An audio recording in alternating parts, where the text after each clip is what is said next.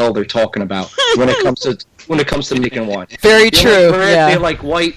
Oh yeah, I had Pinot Grigio. And, oh God, I know, you want to just smack them. They would walk by my table and I go, so what kind of wine do you like? And I kid you not, like 90% of them were, I like reds or I like whites. It's like, red or white what? Well, reds and whites, you know. And it's like, well, do you like dry or sweet or medium sweet? It's just reds and whites. It's like, so they don't even know if it's dry or not. They don't. No. Your average wine drinker has no idea what the hell they're talking about. It has a kangaroo on the bottle. They're happy, you know. I mean, let's put things into perspective. The number one, there's a few, like the top three decisions factors in your average wine drinker and buying wine off the shelf. Number one is varietal. So if they like Pinot Grigio, they like Pinot Grigio. If they like Merlot, they like Merlot. If they like Zinfandel, they like Zinfandel. They don't. There's nobody. Your average wine drinker is not brand loyal. Number one, they just their first decision or a factor is varietal. That's what they know they like. That's what they buy. Second, it's not like the story of the wine or the winery or the winemaker. It's the label.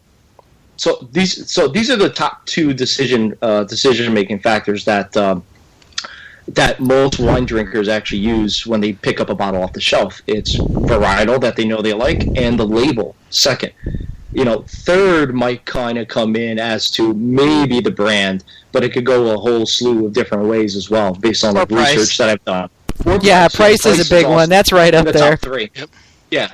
Yeah, so, if it's on sale and they like white and it's white, I'll buy that. Yep. Yeah. Oh, and it's like I'll spend and it drives people nuts because they go to the wine shop with me, and I spend 45 minutes reading labels and what are the flavor profiles that they're proposing here, and what was the Wine Spectator rating on this, and what did they have to say about it, and could I do a tasting of these 5? And my friends are like, really? Could we just get a bottle of white and leave?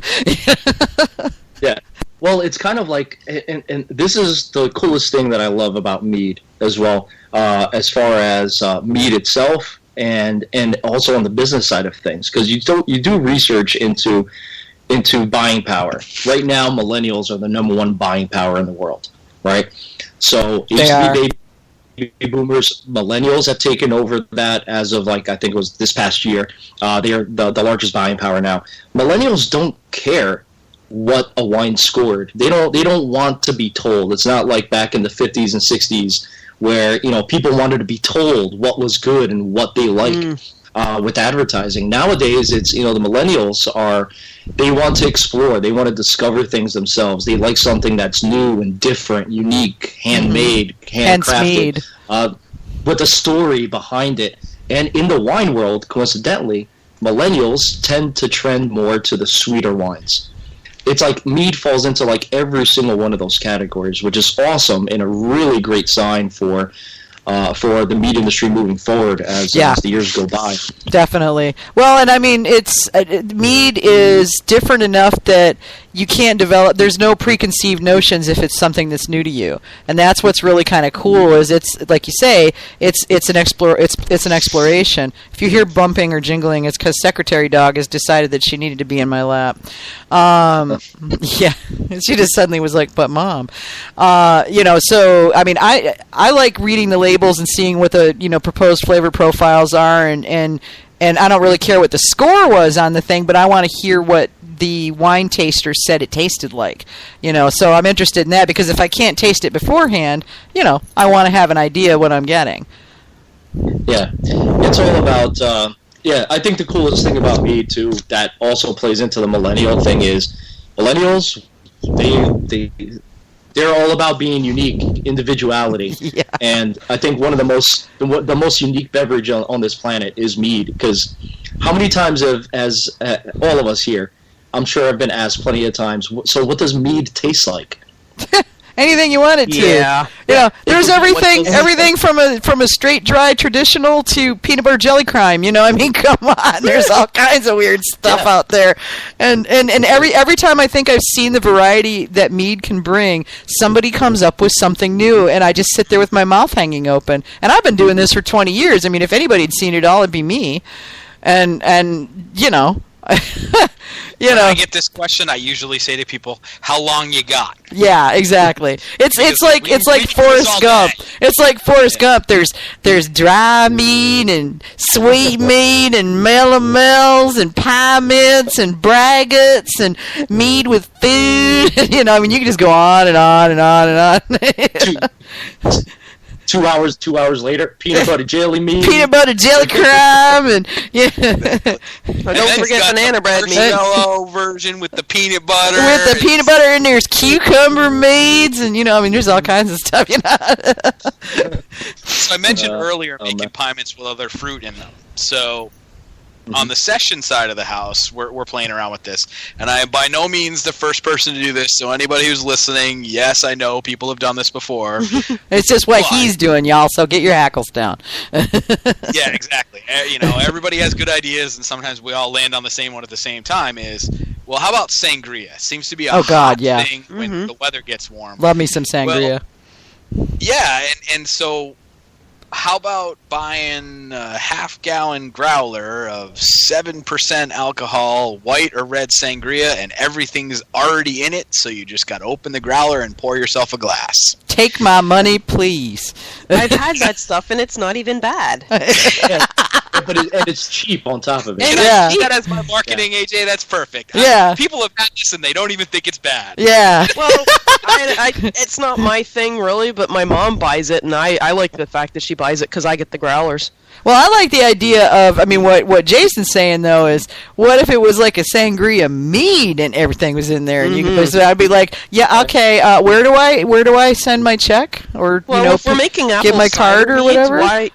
If we're making mulled cider meads, why wouldn't we make a sangria mead? Sure, why not? Hey, it works. That idea has actually been thrown around the meadery here, too. Sangria is pretty big around here in Jersey. And, but, I don't know. It's all those Portuguese lurking a session about. Version. Yeah, making a session sangria mead is, I think, more doable than a higher alcohol one. But that I could definitely see that working for sure. We used to actually pour a mead cocktail, which it's not really a cocktail to mix. We would just take our mixed berry mead and add a splash of orange juice to it, and it literally straight up tastes exactly like sangria. Nice. But yeah, that's an interesting take on it, though. Going the session route with it could actually make it a little bit more affordable. Is if you're thinking about the marketplace as well. Yep. When you go to the liquor store shelf and you see like the bottle of sangria already, it's like it is so damn cheap. It's like I'm going to pay more than that in packaging than what they're selling a gallon of it for. Well, yeah, because you're going to go out and buy a really nice wine, and then you're going to buy high-quality fruit, and then you're going to spend an hour or so putting it all together, and then you got to wait a day or two for it all to infuse, I mean, the other thing we're thinking about, too, is imagine if you could get that in a can. Yeah, exactly. So what if you could get a 6-pack of that to take to the beach with you? Right. And so we've got a white and a red version that we're finishing up the ferments now, and we're gonna add fruit. We're gonna let them sit a little bit, and then we're gonna keg them, and it's gonna be warm here soon. And I think it's gonna be a really interesting spring to see what happens and what people think, and they're both gonna be different. I think we do raspberry, peach, and ginger in the white one, and then I can't remember what we said for the red one. There was something interesting about it. We're using a little bit of prickly pear concentrate, which tastes a little bit like watermelon. So it'll be like watermelon and strawberries and orange peel. So do you figure if I was to come to New Hampshire, I don't know, in the fall sometime, that's Yeah. I don't see why not. Yeah, I don't know. I got to look at how I'm going to work everything out, because we've got pressure from, there's a sister in Beverly, not too far south of you guys. So that's not that far away. Not at all, yeah. And we've been pressured to have to bring the RV up, and I'm going, well, yeah, there's all these lovely campgrounds in New Hampshire and Maine and, Vermont. And yeah, Beverly's actually only like 30 or 40 minutes away from where I'm at, though. Oh, yeah. So it's not really that far. I keep forgetting how small everything is up there. It is. It's much closer together up here. Once you get up, you realize, oh my God, the next state border is only 20 minutes. It's very crowded. Yeah, it's very, very crowded. So, okay, we've got some questions that have been coming in while we were chitter-chattering. Anne Shea, who unfortunately was unable to attend in person because she had a screaming child, is what she said, had a couple of questions. So, would you guys say that freezing crushed grapes could be done like you do with any other fruit to use later, or would you prefer fresh, like get them, squeeze them, pitch them? No, why not? I mean, you're gonna extract a hell of a lot more sugar after you freeze and defrost them. Okay. I don't see. Yeah. And like I say, with that fruit, you're stopping the clock. If you freeze them, they're stopped in time. Yeah. As long as the bag is sealed up good, you get the most amount of oxygen out of it. I mean, further, if you have a vacuum sealer. Yeah. I love my vacuum sealer. I don't know if they make industrial size ones for commercial meaderies, but the other thing that she asked was they're small scales, so like micro artisanal, and they want to make great pyments, but are wondering, is that just as easy to do on that smaller scale commercially as it is for the bigger guys? Well, yeah. I mean it. Yeah, I guess so. It all comes down to how far you're going to take it. Are you going to go buy the grapes, destem them, crush them, press them, or are you just going to buy the juice or concentrate? Because then, if you're just buying the juice or concentrate, I mean, it's just like making anything else. Yeah. Whether you're making 5 gallons or 1,000 gallons, it's no different. And in the mead world, recipes scale up just fine. Unlike the beer world, where they don't really scale up at all and can vary even from a same size system to another. The mead world, everything scales up pretty nice. You keep, as long as you keep percentages into consideration. That's what I always kind of base all my recipes off of. I have a target starting gravity, and I figure out, okay, it's this percentage of fruit, this percentage of honey, where the sugars come from, and that's kind of what I stick to. And then with that kind of a recipe, now you have a formula for adapting into different things. So okay, you could easily do that small scale or large scale the same way, or just as easy. All right, which leads. Okay, sorry. Go ahead.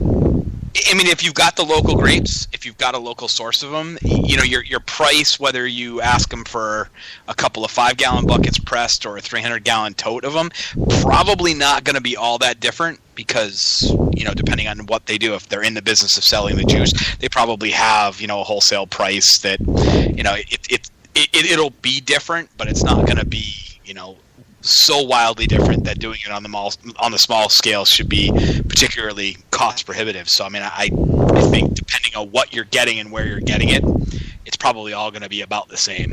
Okay. And even if money is not an issue, if anything, you have it's a lot easier to do a lot of different things on a smaller scale. Once you get to big scale and you're making hundreds of gallons in volume. Unless you have like a tank with a man-way door, or the equipment that you really need to use fresh fruit, it actually becomes more of a burden. And one of my biggest pet peeves, even in my homebrew days, I hate putting fruit or anything, even spices, in a bag to throw into my pipe, especially with the fruit. When you're jam packing a huge straining bag with like whatever kind of strawberries, raspberries, grapes, whatever it is. In my mind, my OCD just keeps repeating in my head, the yeast is not getting to everything in the middle of that bag. There's just something about that. But so on a smaller scale, it's a lot more manageable to use fresh fruit as well, if you wanted to go that route. And when you get to the bigger scale, it becomes a lot more difficult. There's a lot of, bagging or just throwing it straight into the fermenter. And the taller that fermenter is, if you don't have a man-way door to shovel it all out at the end, when you rack off of everything, then you're kind of screwed. You're gonna have to throw somebody into the tank to, start scooping up buckets full. What a mental image! All right, it's your turn in the tank today, George. Yeah, hold your breath. Yeah. Yeah, really. Nope. I mean, and we mentioned juice. I mean, one of the things that I don't know that we've really touched on it is with wine juice, think about it as the water in your mead. It's mostly water. It's not a ton of sugar. You're talking about most wine juices, freshly pressed are going to be like 21 to 26 bricks. It's not a ton of sugar. So